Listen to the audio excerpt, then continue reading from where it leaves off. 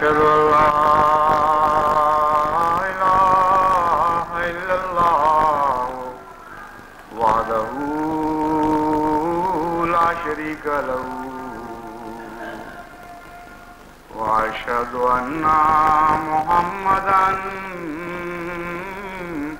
عبده ورسوله أما بعد فأعوذ بالله من الشيطان الرجيم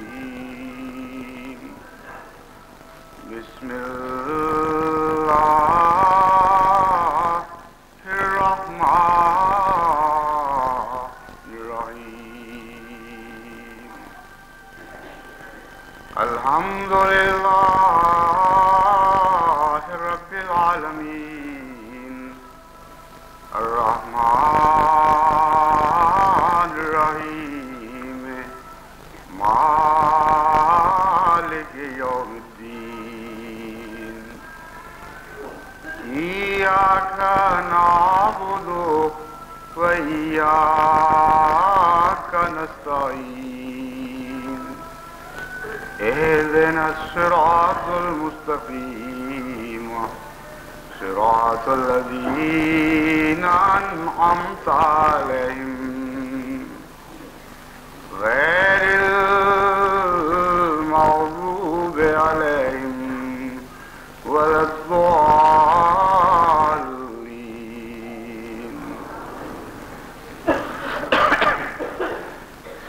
صبغة الله ومن أحسن من الله صبغا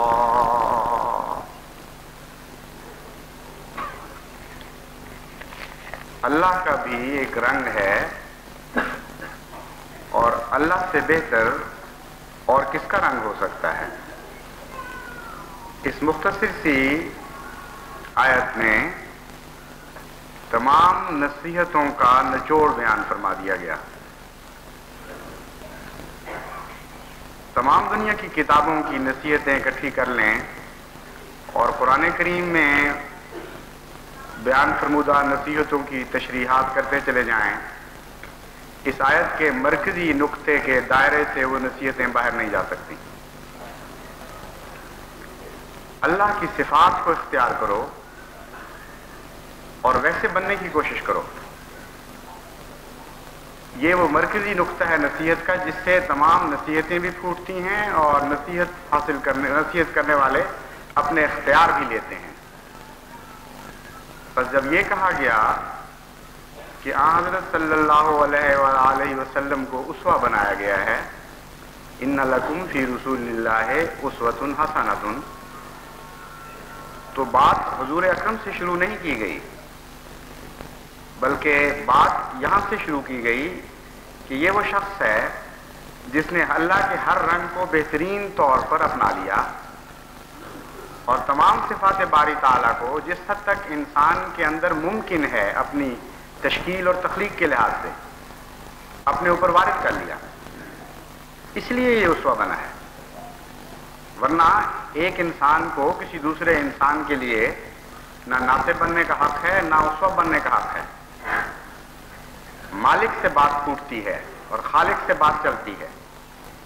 جب تک اللہ تعالیٰ کی نمائندگی کا کسی کو حق عطا نہ ہو، نہ وہ نصیحت کرنے کا اہل ہوتا ہے نہ نصیحت کرنے کا حق رکھتا ہے۔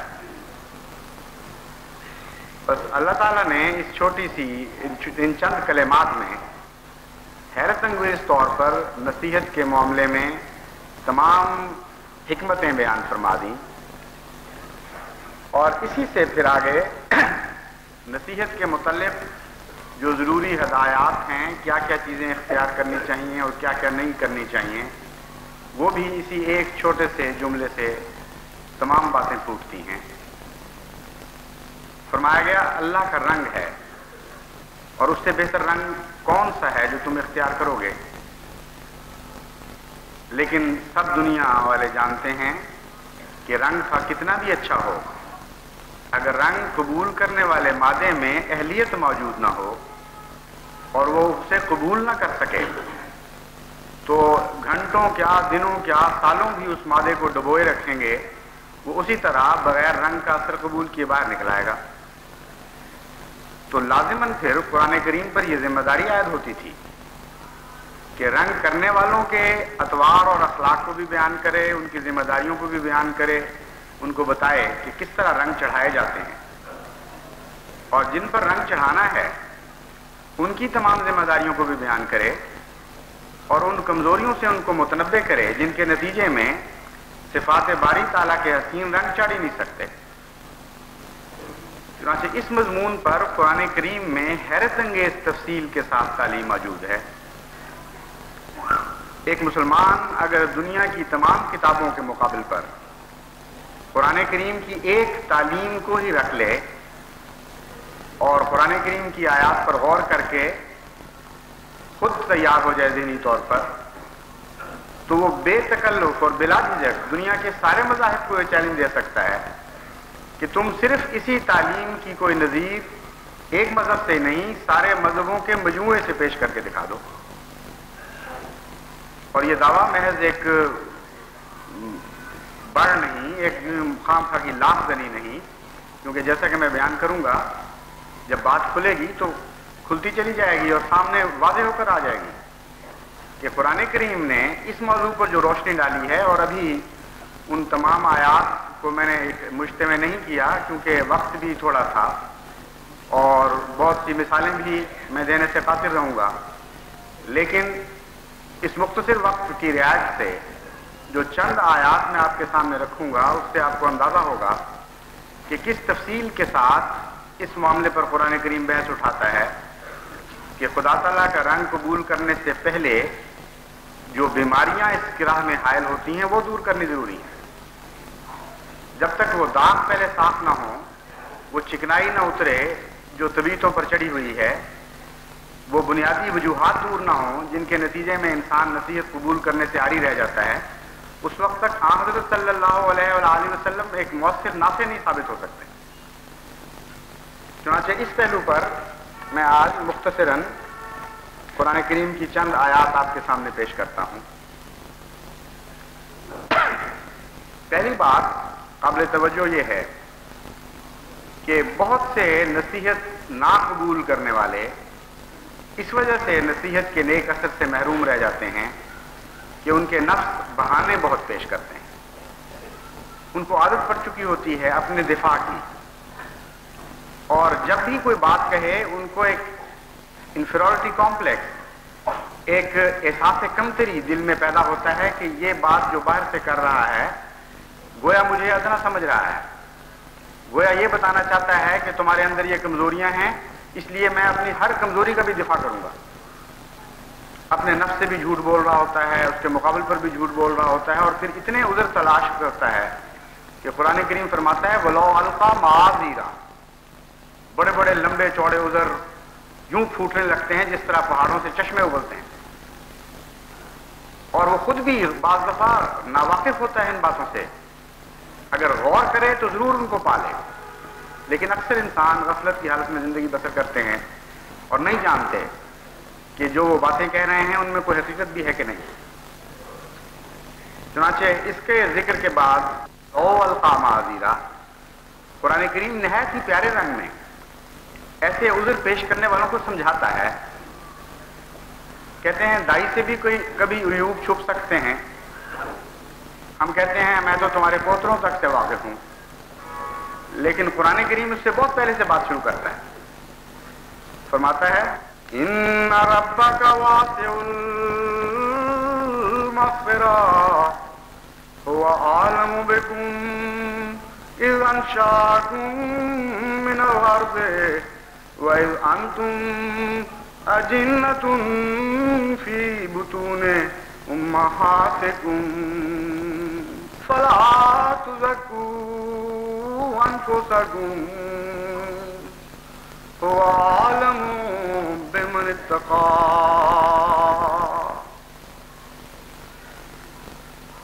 سب سے پہلے دل کو نرم کرنے کے لیے اور خوف دور کرنے کے لیے اللہ تعالیٰ بہانے ساز لوگوں کو، بہانہ جو لوگوں کو یہ تسلی دلاتا ہے کہ تم بہانے جو پیش کر رہے ہو اور اپنے افعال کا دفاع کر رہے ہو اس خوف سے کہ سزا ملے گی، تو ہم تمہیں تسلی دیتے ہیں کہ ان ربا کا واسع المغفرت ہے، اے انسان تیرا رب بہت وسیع مغفرت والا ہے، اس لیے بے ضرورت تم باتیں کر رہے ہو۔ وہ تو ایسا مغفرت والا ہے کہ اس کے سامنے سیدھی اور صاف بات اور جرم کا صاف اقرار سزا کا مستوجب نہیں بناتا بلکہ مغفرت کا مستوجب بنا دیتا ہے۔ اور پھر یہ کوشش لاطائل ہے، لا حاصل ہے، کوئی مقصد اس کا حاصل نہیں ہو سکتا۔ فرماتا ہے وہ عالم بکم اذ انشاکم من الارض، وہ تو تمہیں اس وقت سے جانتا ہے جب اس نے زمین سے تمہیں پہلی بار اٹھایا تھا، زمین جب تمہیں آغاز تخلیق میں وجود کی خلق بخشی گئی تھی، جس کا مطلب یہ ہے کہ کروڑ ہا کروڑ سال،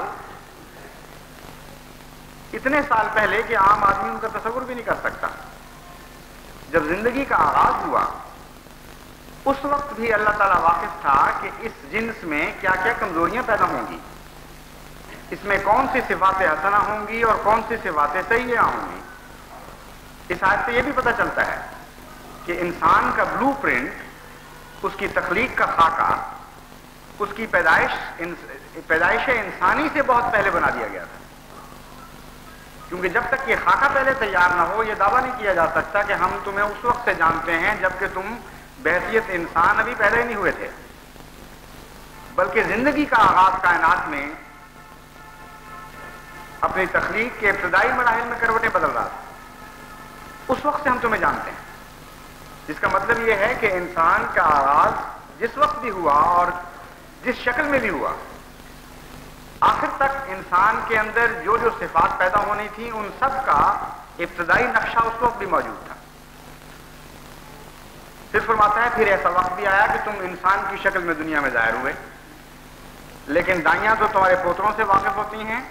اللہ تعالیٰ فرماتا ہے وَإِذْ أَنْتُمْ أَجِنَّةٌ فِي بُطُونِ أُمَّهَاتِكُمْ، ہم تمہارے سے اس وقت سے واقف ہیں جب تم جنین تھے ماں کے پیٹوں میں، دو حقیر سے ذرے آپس میں مل رہے تھے اور کچھ واقعات رونما ہو رہے تھے، کچھ تبدیلیاں پیدا ہو رہی تھیں۔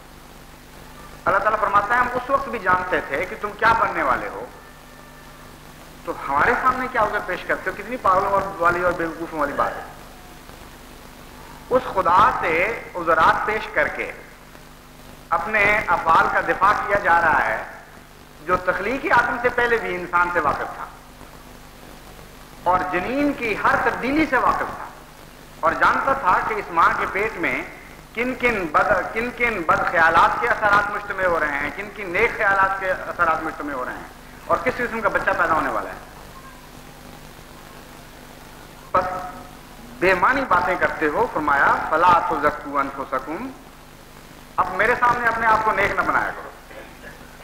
وہ عالم بمن اتقی، تمہارا رب جانتا ہے، خوب جانتا ہے کہ تم میں سے نیک کون ہے اور صحیح معنوں میں اس سے ڈرنے والا کون ہے۔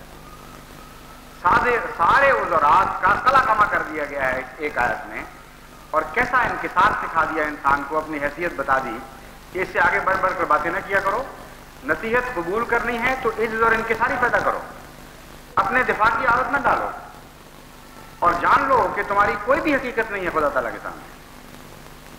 یہ جب یہ داغ انانیت کا جب دور جو ہو جاتا ہے اور کاٹا جاتا ہے، اگر دوسرے داغ نہ ہوں تو پھر یہ انسان اللہ تعالیٰ کے رنگ پکڑنے کا اہل ہو جاتا ہے۔ تو کیسی حکمت کے ساتھ ایک داغ کو دور فرمایا اور اس کا ادنا سے ادنا نشان بھی باقی نہیں رہنے دیا اس آیت نے۔ پھر فرماتا ہے کہ مادہ پرستی اور عقوبت سے بے نیازی یہ بھی انسان کے نصیحت کی راہ میں حائل ہو جاتی ہے، یعنی نصیحت اور انسان کے درمیان میں یہ باتیں حائل ہو جاتی ہیں۔ جب ان کو نصیحت کی جاتی ہے، جب خدا کا رسول انہیں نیکیوں کی طرف بلاتا ہے تو کہتے ہیں وَقَالُوا مَا هِيَ إِلَّا حَيَاتُنَا الدُّنْيَا نَمُوتُ وَنَحْيَا وَمَا يُهْلِكُنَا إِلَّا الدَّهْرُ وَمَا لَهُم بِذَلِكَ من علم ان هم الا يظنون. وہ کہتے ہیں ہمیں تو سوائے اس حیات دنیا کے اور کچھ نظر نہیں آتا. نموت و نحیا، اسی دنیا میں ہم جیتے بھی ہیں اور مر بھی جاتے ہیں. تم ہمیں کیوں ایسی باتوں کی طرف بلاتے ہو جن کے اثرات موت کے بعد ظاہر ہو سکتے ہیں اگر موت کے بعد کی کوئی زندگی ہو؟ تم کیسی باتیں کرتے ہو کہ خدا زندہ کرتا ہے اور خدا مارتا ہے؟ ما یہلکنا الا الدہر، ہمیں تو زمانہ ہی مارتا ہے صرف. قرآن کریم فرماتا ہے ما لہم بذالک من علم، وہ زندگی اور موت کے فلسفے سے وہ نہیں جانتے کہ زندگی کے محرکات کتنے عظیم الشان اور کتنے گہرے اور کتنے وسیع ہیں، اور موت کا نظام بھی کتنا کامل نظام ہے اور کس طرح مضبوط مربوط اور منضبط ہے. ما لہم، ان کو علم کوئی نہیں ہے. ما لہم بذالک من علم انہم الا یظنون، ظنی باتیں ہیں. یعنی اس زمانے کا انسان تو بہت ہی پہلے کا انسان ہے جس وقت اس کو مخاطب کیا گیا، لیکن اس زمانے کا انسان بھی اس آیت کا مخاطب ہے. اور جوں جوں انسان کا شعور اور بصیرت بڑھتے چلے جاتے ہیں وہ اپنی لا علمی کا پہلے سے بڑھ کر اقرار کرتا چلا جاتا ہے. موت اور زندگی کے جو محرکات ہیں، یہ اسباب ہیں، جو موجبات ہیں، یہ اتنے گہرے اور اتنے تفصیلی ہیں اور ایسا عظیم الشان نظام ہے یہ کہ اگر اس کو اس علم کے مطابق بھی بیان کیا جائے جو آج تک انسان کو حاصل ہوا ہے تو مدتیں چاہیے اس کے بیان کے لیے. اور حضرت صلی اللہ علیہ وآلہ وسلم کے زمانے میں جبکہ انسان کا شعور بہت ہی ابتدائی مرحلے پر تھا، یا انسان کا علم اس معاملے میں بہت ابتدائی مرحلے پر تھا، اس وقت بھی جاہل بڑی بڑی چھلانگیں مارتے تھے. اور حقیقت یہ ہے کہ تکبر ہمیشہ جہالت کی پیداوار ہوتا ہے اور علم سے ہمیشہ انکسار ٹوٹتا ہے. تو ما لہم بہ من علم کہہ کے ان کے تکبر کی طرف بھی اس میں اشارہ کر دیا. جاہل لوگ ہیں، پتہ ہی کچھ نہیں، اس لیے بے دھڑک ہو کے باتیں کرتے ہیں. اگر ان کو ذرا بھی علم ہوتا کہ کیا نظام ہے تو وہ خوف زدہ ہو جاتے خدا تعالیٰ کے سامنے. پھر ان کی اس بے نیازی کو، یعنی انسان کی اس بے نیازی کو بعض دفعہ اموال بھی بڑھا دیتے ہیں. یعنی ایک تحفظ حاصل ہو جاتا ہے انسان کو کہ میں مالدار ہوں اور میں محتاج نہیں ہوں نصیحت کرنے والے کا.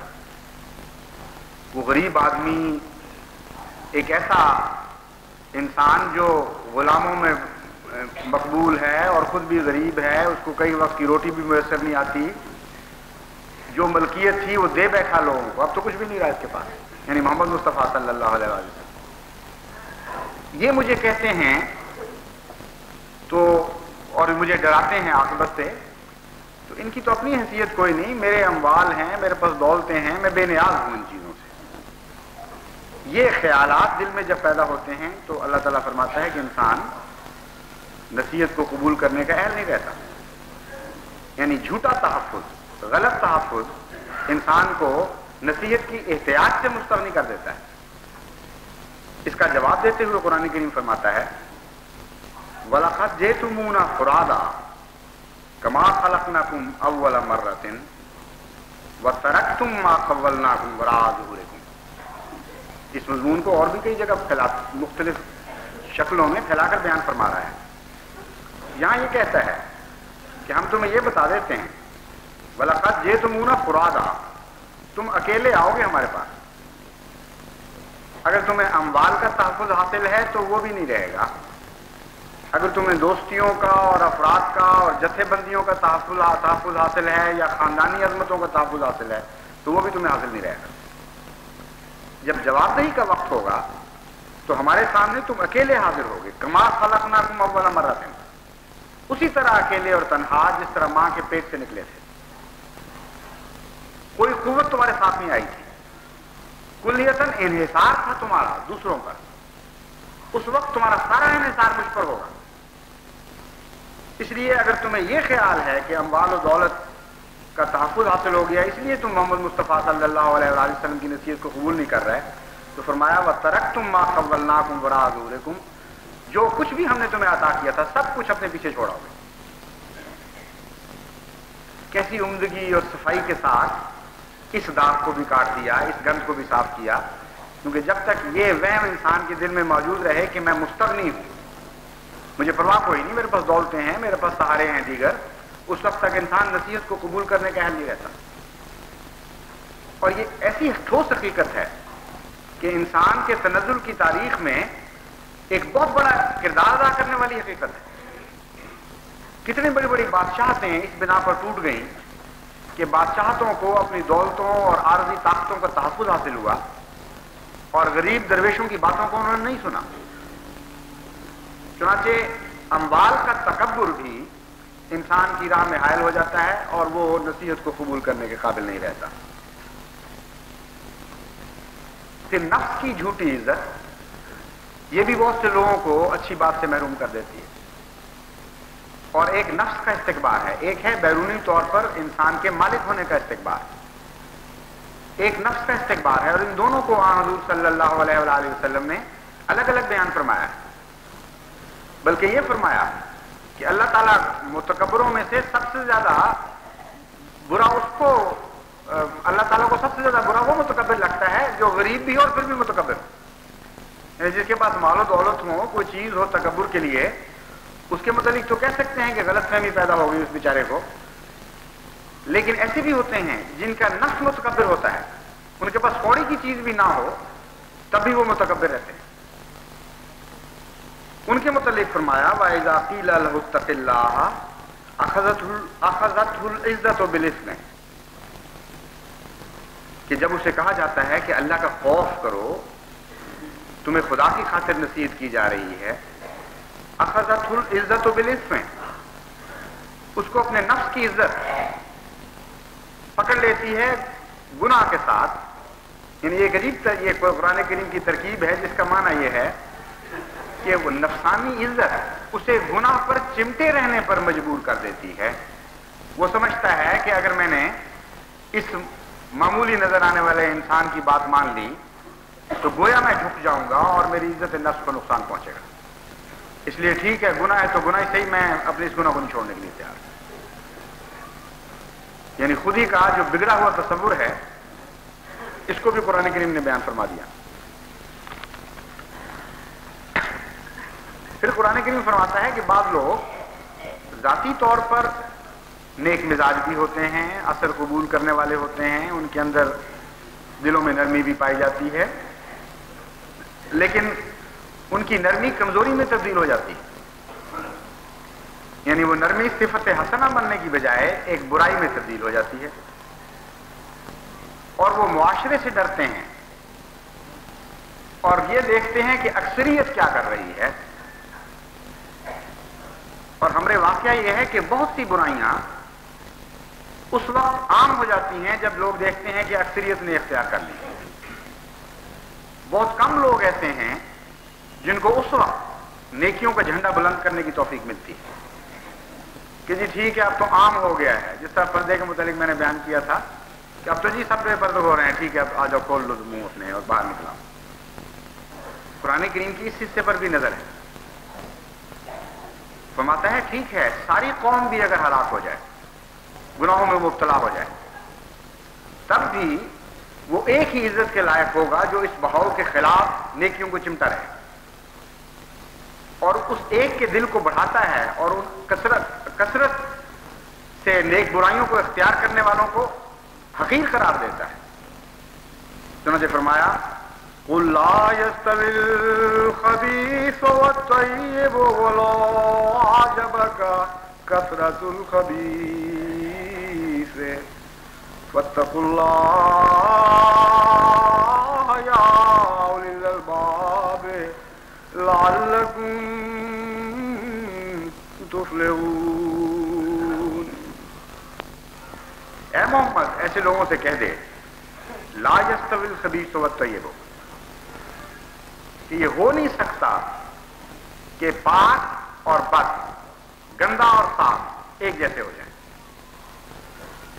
جو خدا تعالیٰ نے طیب کو امتیاز بخشا ہے وہ اپنی ذات میں قائم رہتا ہے اور اس بات سے آزاد ہے کہ اکثر گندے ہیں یا اکثر پاک ہیں۔ فرمایا وَلَوْ عَجَبَكَ كَثْرَةُ الْخَبِيثِ، اے انسان اگر تجھے کثرت کے ساتھ خباثت اور گندگی نظر آئے اور تو مروب ہو جائے اس سے، تب بھی یہ ممکن نہیں ہے کہ خدا کی نظر میں طیب اور بد کا معاملہ الٹ جائے۔ بد اگر کروڑوں کروڑ بھی ہوں گے تو بد رہیں گے، اور نیک اگر کروڑوں کی سوسائٹی میں ایک بھی ہوگا تو خدا کی نظر میں وہ نیک ہی رہے گا، وہ برابر نہیں ہو سکتے۔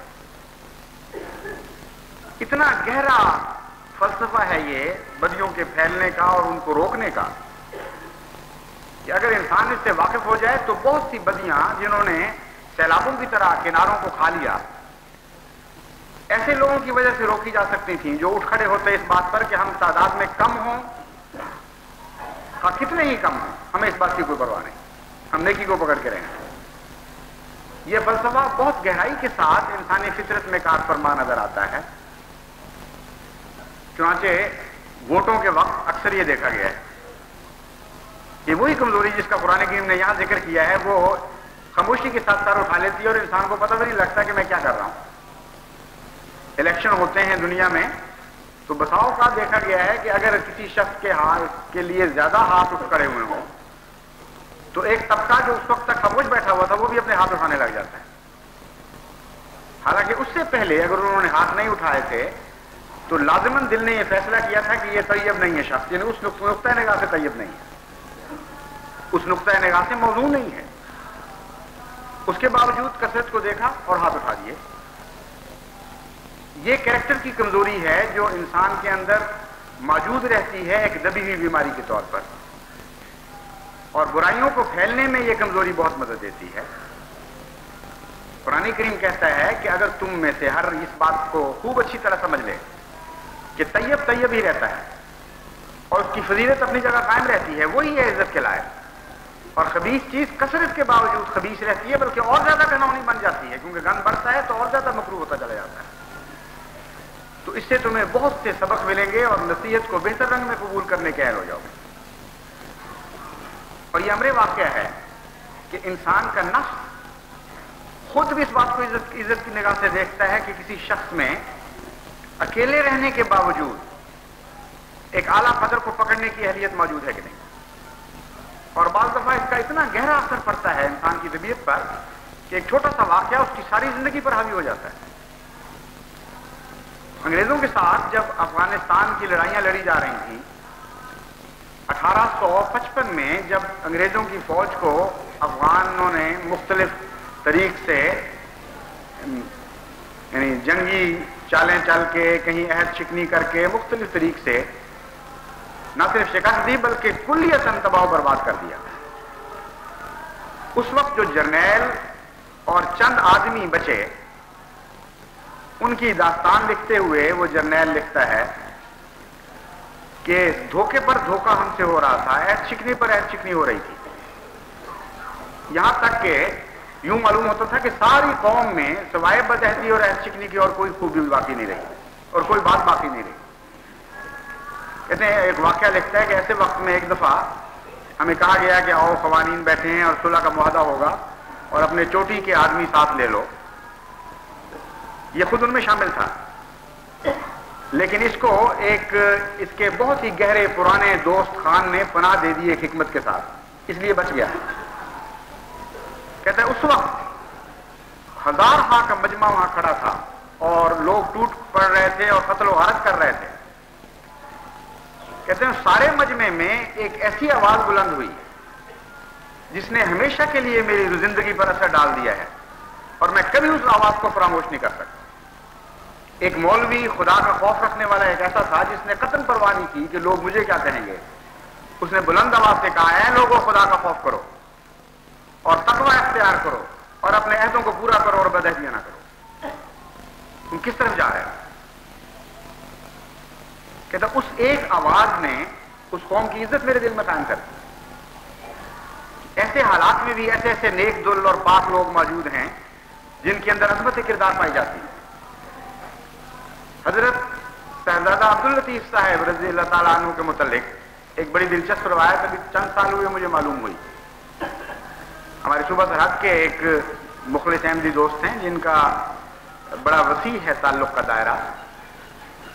افغانستان سے چند سال پہلے ایک ایسے دوست ان سے ملنے کے لیے آئے یا یہ گئے ملنے کے لیے، مجھے اس وقت یاد نہیں، مگر بہرحال ان کی ملاقات ہوئی، جنہوں نے افغانستان کی آزادی کی روح کا سمبل قائم کیا ہے. یعنی وہ آرکیٹیکٹ ہیں، نقشہ بنانے والے، لیکن افغان قوم نے جب یہ فیصلہ کیا کہ ہم افغان آزادی کی روح کا ایک سمبل قائم کریں گے، ایک یادگار قائم کریں گے، تو اس بوڑھے انجینئر کے سپرد انہوں نے یہ کام کیا، جو ہے اس آرکیٹیکٹ کے سپرد یہ کام کیا کہ تم ڈیزائن بھی کرو اور تم یہ بھی فیصلہ کرو کہ سب سے موزوں جگہ کون سی ہے. یہ کہتے ہیں کہ میں چونکہ اس سے ملا تو میں بھی دیکھنے گیا وہ مینار، تو پتہ لگا کہ وہ مینار تو موزوں جگہ پہ ہے ہی نہیں، ایک ایسی جگہ پہ ہے جو آرکیٹیکچر کے نقطۂ نگاہ سے موضوع معلوم نہیں ہوتی تھی مجھے. کمانڈنگ ہونی چاہیے، اونچی ہونی چاہیے جگہ، کھلا منظر ہو، دور دور سے ایک چیز نظر آئے، لیکن وہ مکانوں میں گری ہوئی ایک چوک کے اندر جگہ سی. اور مجھے بڑا تعجب ہوا تو میں نے اس بوڑھے سے پوچھا کہ تم تو بڑے قابل ہو آرکیٹیکٹ، تم نے اس جگہ کا انتخاب کیوں کر لیا اس یادگار کے لیے؟ اس نے جواب یہ دیا کہ اس کا انتخاب اس لیے کیا کہ مجھے یہ کہا گیا تھا کہ افغان روح کی آزادی کی کو خراج تحسین ادا کرنا ہے. یعنی وہ تمام دنیا کے اثرات سے آزاد ہے، اس کو کوئی خوف نہیں ہے دنیا کا، اور حق پر قائم رہنا جانتی ہے. یہ تھی اس کی روح. اور میں جب بچہ تھا میں نے یہاں اسی چوک میں ایک ایسا واقعہ دیکھا تھا کہ ہمیشہ کے لیے میری روح پہ وہ ثبت ہو گیا. اور میں نے یہ دیکھا کہ ایک بزرگ زنجیروں میں جکڑا ہوا سنسار کرنے کے لیے لے جایا جا رہا ہے. ہم بھی بچوں میں شامل ہو کر اس کا نظارہ دیکھنے گئے. میں نے اس کے چہرے پر ایسی عظمت دیکھی، ایسی آزادی دیکھی، ایسی بے خوفی دیکھی، اور ایسا اطمینان تھا، ایسی تمانیت کی مسکراہٹ تھی اس کے چہرے پر کہ وہ میرے ذہن سے اترتی نہیں کبھی.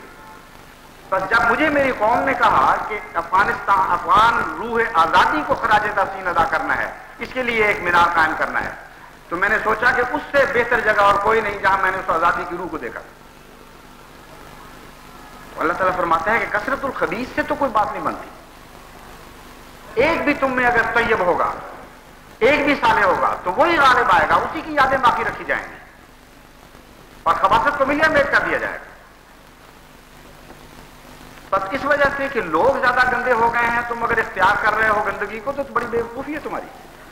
چنانچہ اس جذبے کو بھی خوب انالیسس کر کے، تجزیہ کر کے انسانی کپڑے سے صاف اور پاک کر دیا تاکہ اللہ کے بہتر رنگ اختیار کرنے کے وہ قابل ہو سکے. پھر ایک اور وجہ ناطے پر عدم اعتماد ہوتی ہے. بعض دفعہ مقصد پر عدم اعتماد ہوتا ہے. یعنی بعض دفعہ یہ ہوتا ہے کہ کہنے والے پر اعتماد نہیں کہ وہ ہے کیسا، اس کی طرف سے جو نصیحت آتی ہے وہ نصیحت ہی مشکوک ہو جاتی ہے.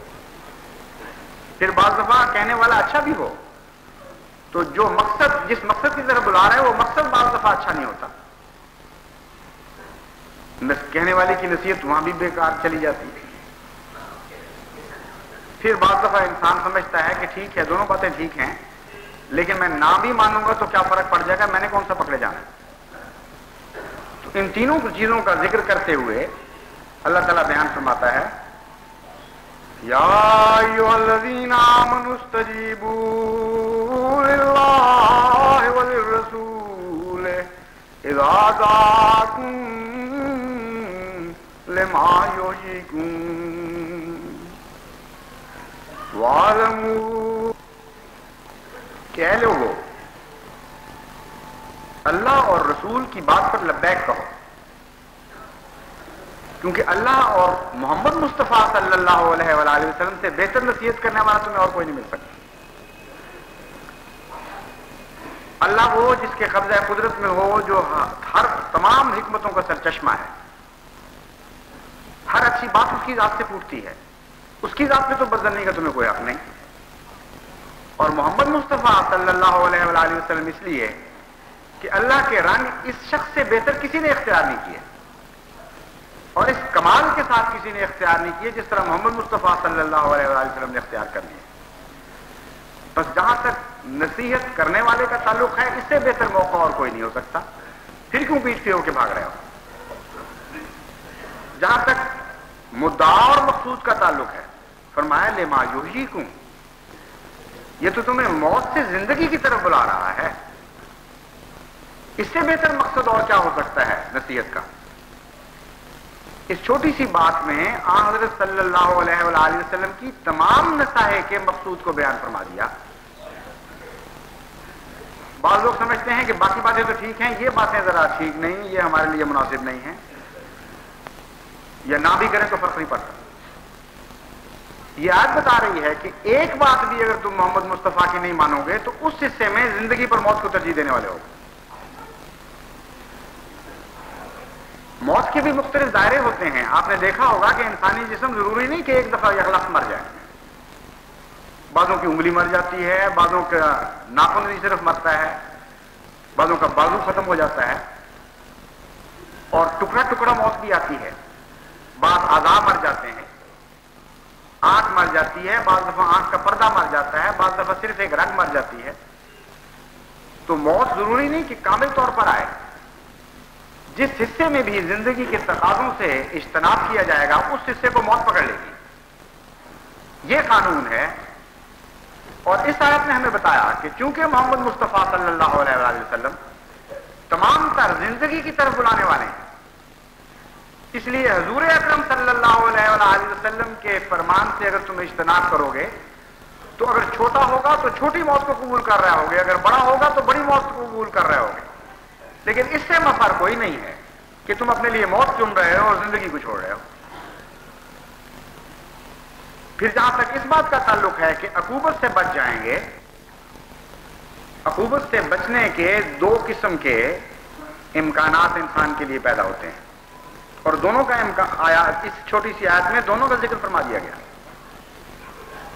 ان اللہ یحول بین المرء و قلبہ میں ایک پہلو سے بحث فرمائی گئی، الہ تو شرون میں دوسرے پہلو سے بحث اٹھائی گئی. مجرم کو اگر یہ یقین ہو جائے کہ میں پکڑا نہیں جاؤں گا، یا غالب گمان یہ ہو جیسا کہ اکثر مجرموں کو ہوتا ہے کہ میں عقوبت سے بچ جاؤں گا کیونکہ میری بات علم میں نہیں آئے گی، تو ایسا مجرم بھی نصیحت کو رد کر دیتا ہے. وہ کہتا ہے نیکی کی نصیحت تم کرتے رہو، بے شک مجھے بدی کا اختیار کرنے سے فرق کیا پڑتا ہے، میری بدی کا تو پتہ ہی کسی کو نہیں لگنا، میں ایسی چالاکی کے ساتھ کروں گا کہ کسی اگلے کو خبر ہی کوئی نہیں ہونی.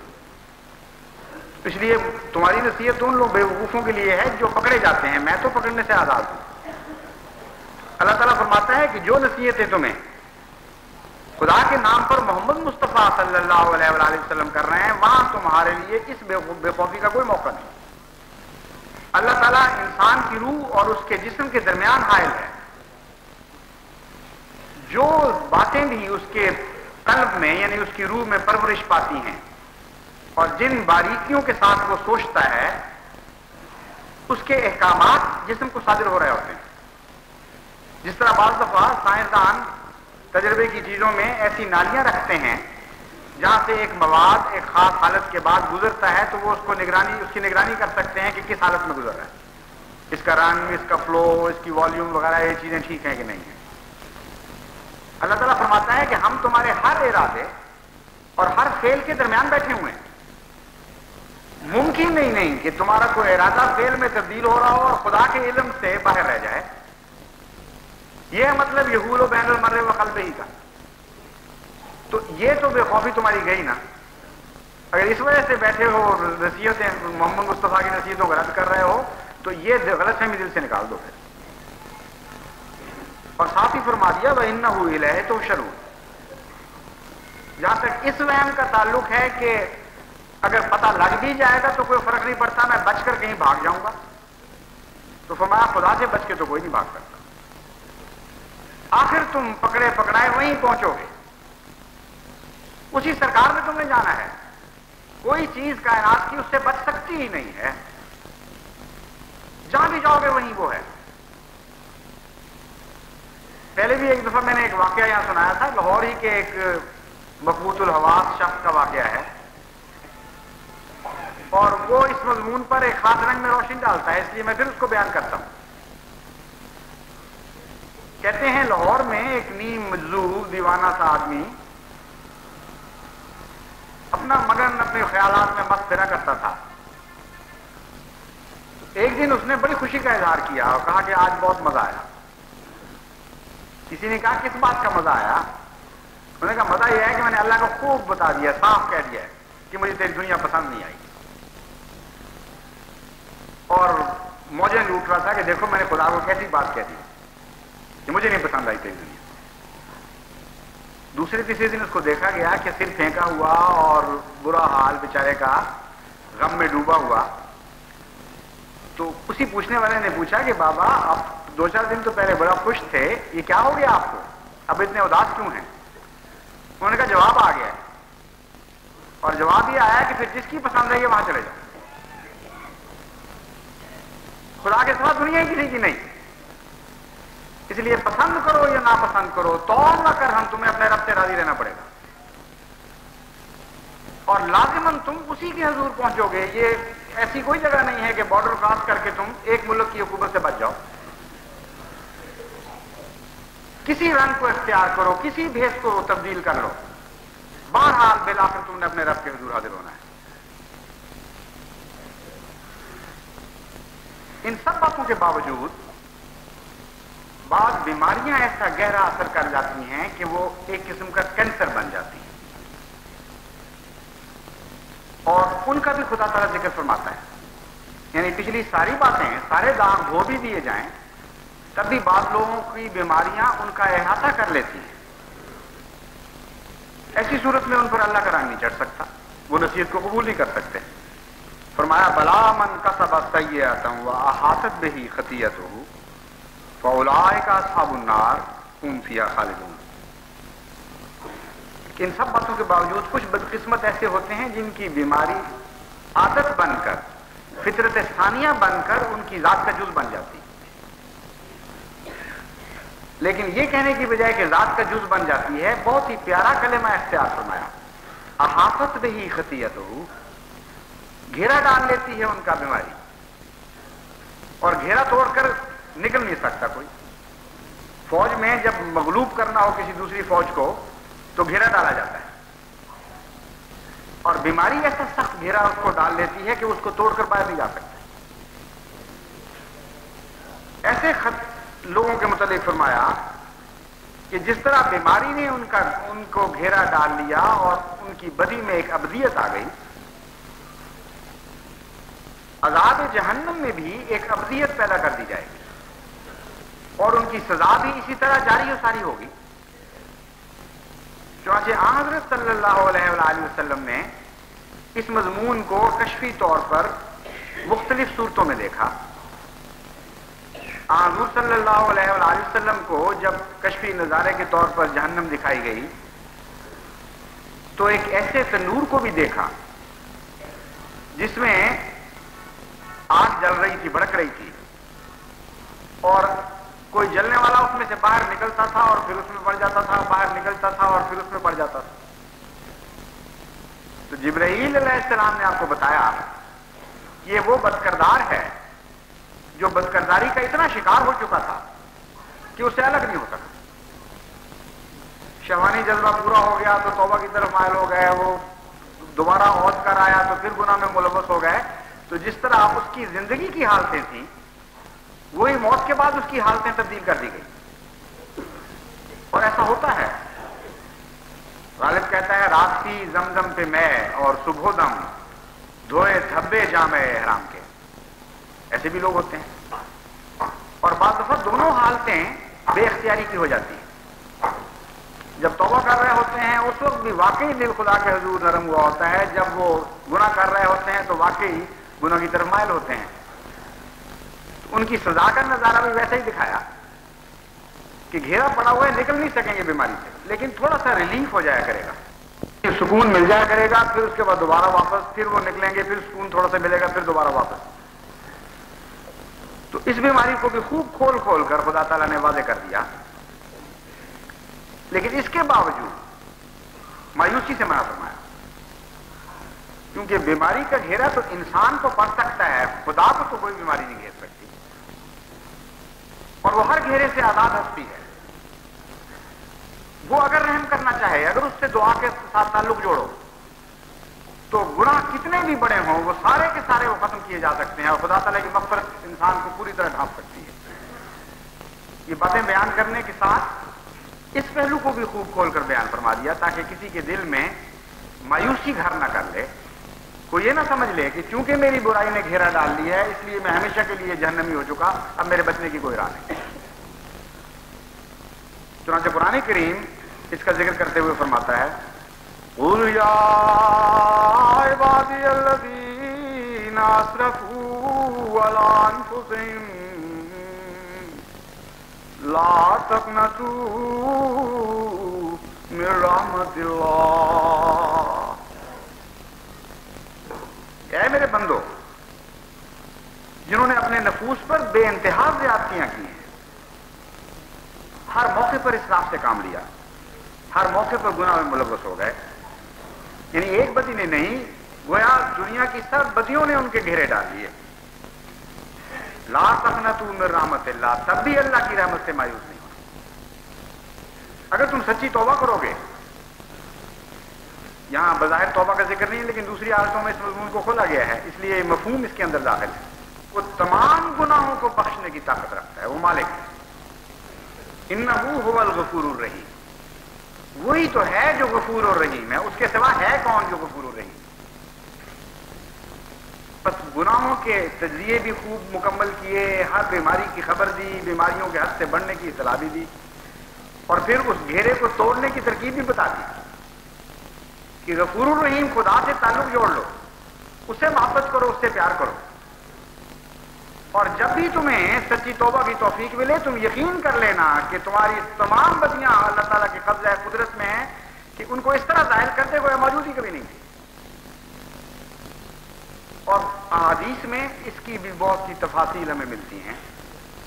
حضرت صلی اللہ علیہ وآلہ وسلم اس مضمون کو مختلف رنگ میں مختلف واقعات کی شکلوں میں بیان فرماتے ہیں۔ کبھی مثال دیتے ہیں ایک ایسی فاحشہ کی جو تمام عمر بدیوں اور گندگیوں میں مبتلا رہی، اس کے جسم کا ذرہ ذرہ داغدار تھا، لیکن صحرا سے گزرتے ہوئے اس کی نظر ایک ایسے کتے پر پڑی جو پیاس سے بلک رہا تھا، اس کی زبان باہر نکلی ہوئی تھی، سوکھی ہوئی، پاس ہی کنواں تھا اور کتے کے اختیار میں نہیں تھا، بس میں نہیں تھا کہ وہ کنویں سے پانی پی لے، اور وہاں کوئی ڈول نہیں تھا۔ اس نے اپنے کپڑے جو بھی اتر سکتے تھے اتار کے ان کی رسی بنائی، اپنی جوتی کو اس کنویں میں لٹکایا، اور اس وقت تک پانی نکالتی رہی تھوڑا تھوڑا جس وقت تک کتے کی پیاس نہیں بجھی۔ آپ حضرت صلی اللہ علیہ وآلہ وسلم فرماتے ہیں کہ اللہ نے اس واقعے کو ایسے پیار سے دیکھا کہ اس کی ساری عمر کے گناہ معاف فرما دیے اور اس کو جنت میں داخل کیا۔ پہاڑ بھی ہوں گناہوں کے تو وہ معاف کر سکتا ہے۔ پھر حضور صلی اللہ علیہ وآلہ وسلم اور مختلف رنگ میں بڑے دلچسپ واقعات ہیں بیان کر کے مختلف پہلو انسان کے سامنے رکھتے ہیں تاکہ خدا کی خشیت بھی پیدا ہو، اس سے محبت پیدا ہو اور مغفرت کے کسی معنی سے بھی سامان نصیب ہو جائے۔ اتنا حضور صلی اللہ علیہ وآلہ وسلم کو بنی نوع انسان سے پیار ہے اور ہمدردی ہے، ایسی جذباتی باتیں بیان کرتے ہیں کہ گویا اللہ مجبور ہو جائے ان جذباتی باتوں کو سن کر کے چلو معافی کر دو، ٹھیک ہے۔ یہ طریقے سکھائے گئے ہیں ہمیں خدا سے بخشش کے اور معافی مانگنے کے۔ ایک موقع پر فرماتے ہیں کہ ایک شخص جس کو جو بالآخر ہر طرف سے مایوس ہونے کے بعد توبہ کے ارادے سے ایک طرف چل پڑا تھا، اور بیشتر اس کے کہ وہ اپنے منزل مقصود کو پہنچتا اس کا موت واقع ہو گئی۔ فرشتوں نے یہ معاملہ خدا تعالیٰ کے حضور پیش کیا اور کہا کہ اے اللہ اس سے کیا سلوک کیا جائے؟ اللہ تعالیٰ نے فرمایا کہ وہ توبہ کے ارادے سے چل پڑا تھا، تم یوں کرو کہ دونوں طرف کی زمین ناپو، جس طرف اس نے جانا تھا اس طرف کی بھی ناپ لو، اور جس طرف سے وہ چلا تھا اس طرف کی ناپ لو، اور جس طرف کی زمین زیادہ ہو اسی کے حق میں فیصلہ کر دو۔ اور ساتھ ہی خدا کی تقدیر نے یہ کیا کہ فرشتہ جب اس طرف کی زمین ناپ رہا تھا جو گناہ کی طرف کی زمین تھی، تو وہ زمین سکڑتی چلی گئی، اور جب اس طرف کی زمین ناپ رہا تھا جو نیکی کی طرف کی زمین تھی، تو زمین پھیلتی چلی گئی، یہاں تک کہ بالآخر نیکی والا عرصہ غالب آ گیا بدی والے عرصے پر، اور خدا نے اس کو معاف فرما دیا۔ اب بظاہر یہ ایک عجیب سی بات لگتی ہے، لیکن اگر آپ غور کریں تو اس کا یہ ایک مربوط نظام کی طرف اشارہ کیا گیا ہے۔ اللہ تعالیٰ فرماتا ہے جزاء سیئۃ سیئۃ مثلھا،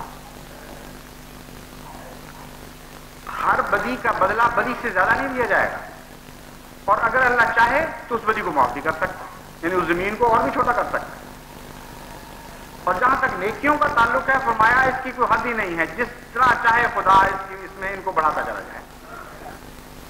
تو یہ مضمون ہے جس کی طرف اشارہ فرمایا گیا کہ اس کی بدیوں کی زمین تنگ کی گئی۔ جب بخشش پر آمادہ تھا خدا تعالیٰ، تو اصل بدیوں سے زیادہ کا تو جزا دینے کا سوال ہی نہیں تھا، وہ بدیاں کم کرتا چلا جا رہا تھا، اور نیکیوں کی جزا اس کے قبضے میں تھی، وہ بڑھاتا چلا گیا۔ اس لیے ہر قسم کے گناہوں پر ادنا سے ادنا نیکی بھی غالب آ سکتی ہے اگر اللہ تعالیٰ مغفرت کا ارادہ فرما لے۔ پھر بنی نوع انسان کو توجہ دلانے کے لیے اور خدا کا رحم جیتنے کے لیے ایک عجیب واقعہ بیان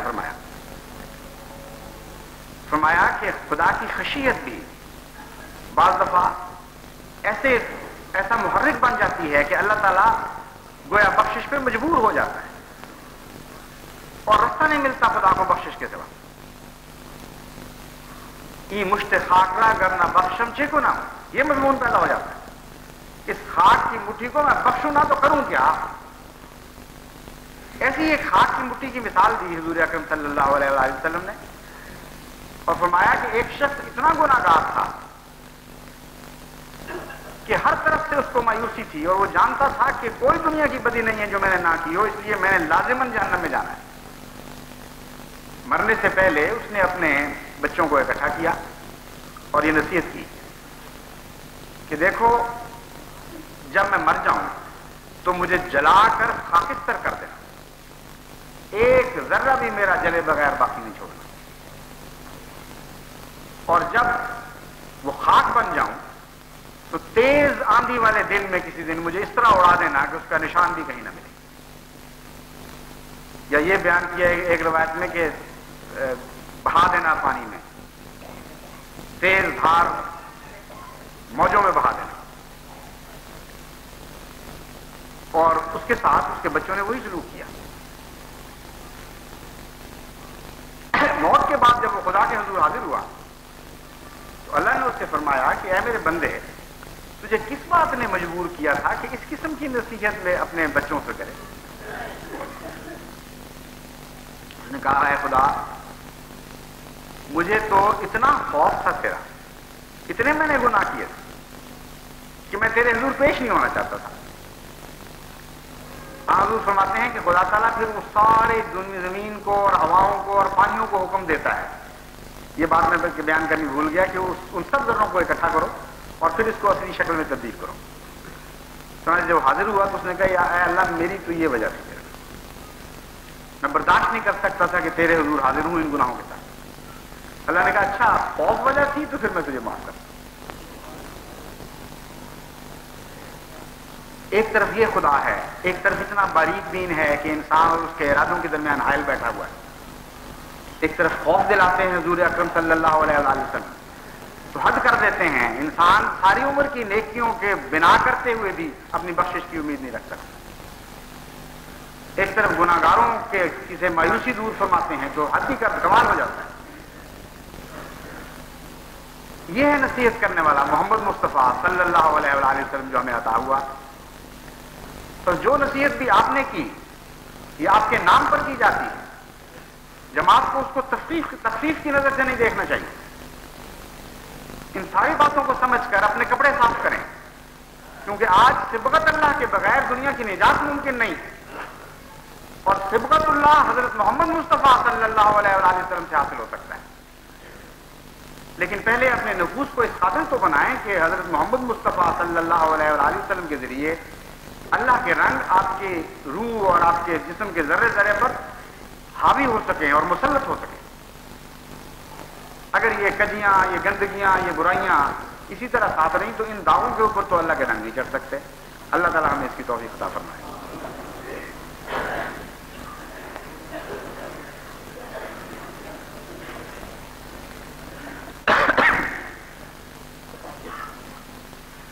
الحمدللہ نحمدہ ونستعینہ